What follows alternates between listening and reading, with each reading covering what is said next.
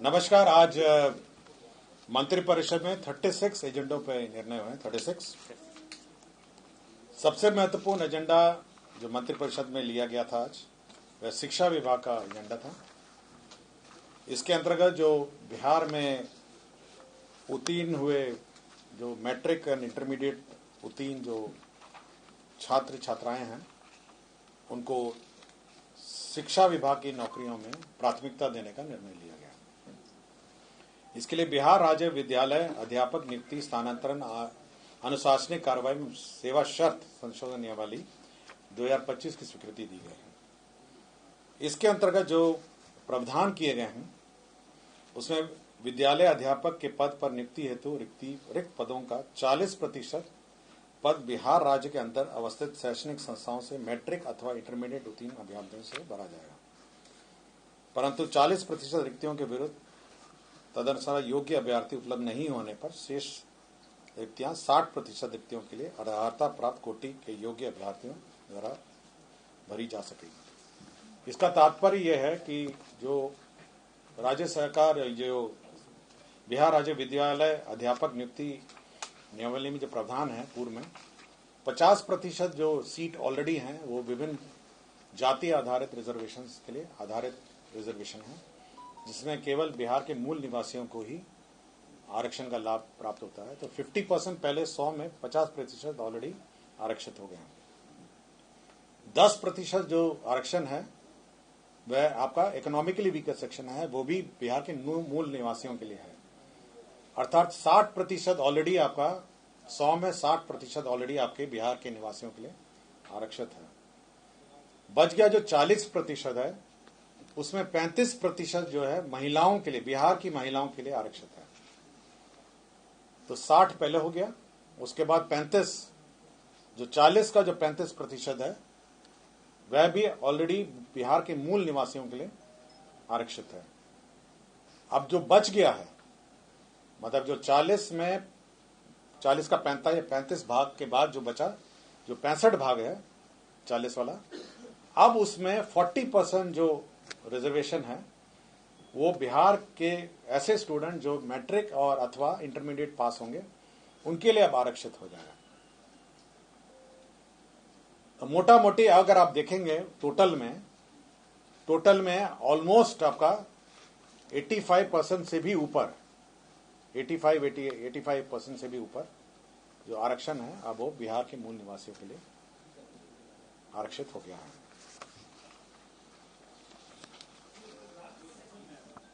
कौन सा? हाँ, कैलकुलेशन आपको समझ में आ गया? देखिए आपका 50% ऑलरेडी आरक्षित हो गया, वो तो मूल निवासी का हो गया। 10% आपका इकोनॉमिकली वीकर सेक्शन के लिए हो गया है। क्लियर हो गया आपको? अब बच गया आपका 40% जो अनारक्षित था पहले। पिछले कैबिनेट में 35% उसका भी आरक्षण में आ गया, महिला आरक्षण मूल निवासी। तो 40 का 35 कितना हुआ? 40 जो अनारक्षित था उसमें 35% ऑलरेडी मूल निवासी का हो गया। अब बच गया 65। अब उस 65 का 40% ऑलरेडी आप इस प्रावधान के अनुसार अगर वो मैट्रिक और इंटरमीडिएट पास होंगे तभी वो एलिजिबल होंगे। अब बहुत ही छोटी सी संख्या है जो अब पूरे सूची में अब अनारक्षित रहेगी। ये कोई भी बोर्ड होगा, बिहार के कोई भी बोर्ड, आईसीएसई हो सकता है, सीबीएसई हो सकता है, बिहार की शैक्षणिक संस्थाओं में जिन्होंने पास किया हो उन्हीं के लिए है। और ये 40% बिल्कुल वर्टिकल है सभी कैटेगरी में। मतलब अगर आरक्षित भी होगा, एससी एसटी भी होगा, उसका भी 40% और 60% हो गया कि 40% वो होंगे जो यहीं से पास होंगे। हो सकता है कि मूल निवासी हैं लेकिन कहीं अन्य बाहर के बोर्ड से पास होंगे, तो वो 40-60 पूरे अक्रॉस बोर्ड है।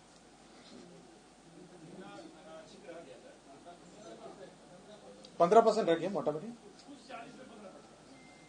40% आपका अनारक्षित हुआ। 40% अनारक्षित में 35% ऑलरेडी महिलाओं का आरक्षण हो गया ना, और वो भी मूल निवासी वाला आरक्षण। बच गया 65। अब उस 65 का 40% आपका आरक्षण हो गया।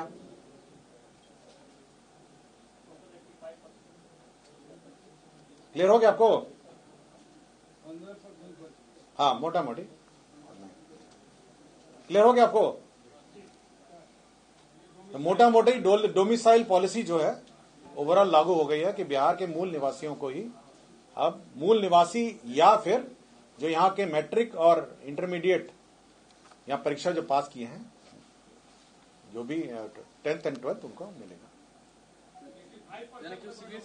कौन सा?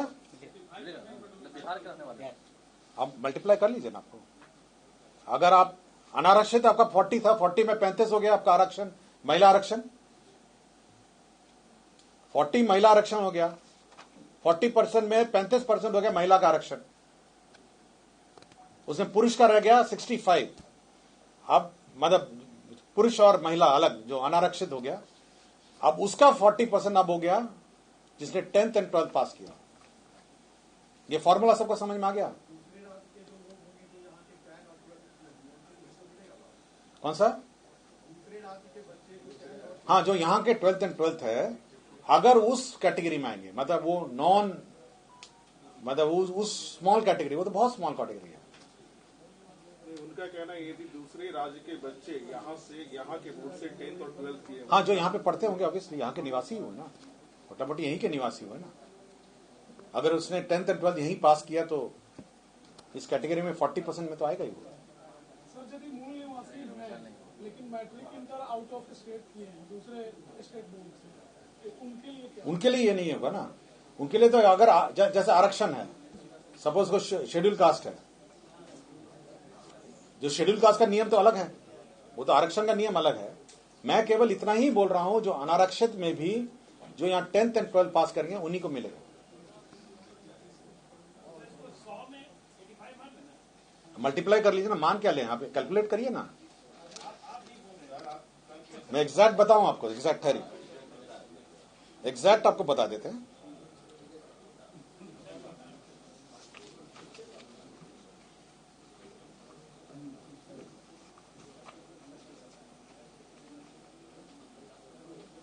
ये टोटली केवल 15.6% होगा जो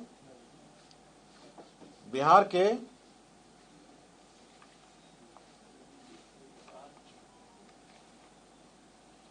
मात्र 15.6 अब बाहर के हो गए। बस क्लियर हो गया? अभी तक कितने थे सर? हाँ, अभी तक कितने थे? अभी तक तो जो 2 नियम पास हुआ ना, पिछले बार भी पास हुआ। पहले आपका 60 था, फिर 40% अनारक्षित था, उसमें भी 35% महिला हम लोगों ने कर दिया। उसके बाद जो 65 बचा, उतने ही थे, अब उसको भी घटा दिया गया है। अब केवल 15.6 ऐसे बच गए हैं। और ये दोनों के लिए एलिजिबल है, ये नहीं है कि बिहार के बाहर के। जो बाकी अनारक्षित बच गए 15.6, उसमें सब कंपीट करेंगे, बिहार के निवासी भी कंपीट करेंगे और बिहार के बाहर के भी। मतलब ये नहीं है कि मतलब 15.6 में भी, और मोटा मोटी अगर आप समझ लें कि अगर 10% बाहर के आते होंगे तो 15.6 का भी 10% आप समझ लीजिए, तो 1.5% 2% आपका मतलब बाहर के लोग होंगे और बाकी बिहार के लोग होंगे। मतलब आपका 98%, 95, 98% बिहार के लोग होंगे। क्लियर हो गया आपका? मतलब 15.6 जो है वो टोटल अनारक्षित है। अगर उसमें भी आप 80-10 या 80-20 या 90-10 करेंगे तो मोटा मोटी आपके जो बिहार के जो निवासी हैं उनके लिए मोटा मोटी वो होंगे 98% बिहार के लोग होंगे जो क्वालिफाइड हैं। 2% बाहर का कोई होगा। क्लियर हो गया आपको? स्पष्ट हो गया ना? मतलब 2% होगा। क्लियर हुआ आपको? अब इसमें कोई डाउट है? मतलब जो टोटल अनारक्षित है वो 15.6 है, जिसमें फिर बिहार के और बाहर के लोग कंपीट करेंगे। हाँ, दोनों शामिल होंगे। और यूजुअली जो ट्रेंड देखा गया है, अगर 10% भी बाहर का होगा तो 15.6 में 1.5% बाहर के लोग होंगे और बाकी लोग यहां के होंगे। तो आपके अगर 1.5% होगा तो आपका हो गया 98.5 बिहार के लोग होंगे। तो ऑलमोस्ट आपका 100% हो गया, 98.5। क्लियर हो गया? तो 98.5 आपके बिहार के निवासी होंगे। क्लियर हो गया आपको? किसी को इस एजेंडा पे पूछना है कुछ? सर ये सभी नौकरियों के लिए या सिर्फ शिक्षा विभाग? ये शिक्षा विभाग का टीआरई 4 से है। मैं शिक्षा विभाग के बारे में बोल रहा हूं। 15.6 में भी सभी कॉम्पीट करेंगे, और अगर आप अनुमानित रख लीजिए 5-8% या 6% बाहर के लोग होंगे, तो 1% बाहर का कोई होगा, तो 99% आपका हो गया ना डोमिसाइल। क्लियर हो गया आपका? मतलब मोटा मोटे अगर आपको मतलब हेडिंग के लिए चाहिए तो ऑलमोस्ट 98-99% जो है बिहार के निवासी ही कॉम्पीट करेंगे। हाँ, टीचर, शिक्षक नहीं, और बाकी तो हो गया ना आपका क्लर्क और जो कार्यालय प्राचार्य और जो ये जो क्लर्क है, जो ये है, उसका तो ऑलरेडी कर दिए ना हम लोग, हो ही गया। 2 नियमावली हमने पास की नहीं आया आपको। कार्यालय प्राचार्य जो अनुकंपा और ये सब का था वो तो ऑलरेडी 100% हो गया, और जो विद्यालय में जो क्लर्क्स हैं उसका भी 100%। अब तो शिक्षा भी ये भी हो गया 99% मोटा मोटी। तो 99% अभी लोग जो हैं वो इसमें अब क्वालिफाई होंगे, और ये टीआरई 4 से शुरू होगा। मतलब टीआरई 4 जो परीक्षा है उसमें ये लागू होगा। और पूर्व में माननीय मुख्यमंत्री जी ने ऑलरेडी घोषणा की है कि टीआरई 5 अगले साल 2026 में होगा, और 2026 में टीआरई 5 होने के पूर्व एसटीईटी की जो परीक्षा है वो होगी। इसलिए वैकेंसी जो है हम टीआरई 4 और टीआरई 5 का बांट के हम लोग, जितनी ओवरऑल वैकेंसी है वो 2 परीक्षाओं में बांट के हम लोग रखेंगे।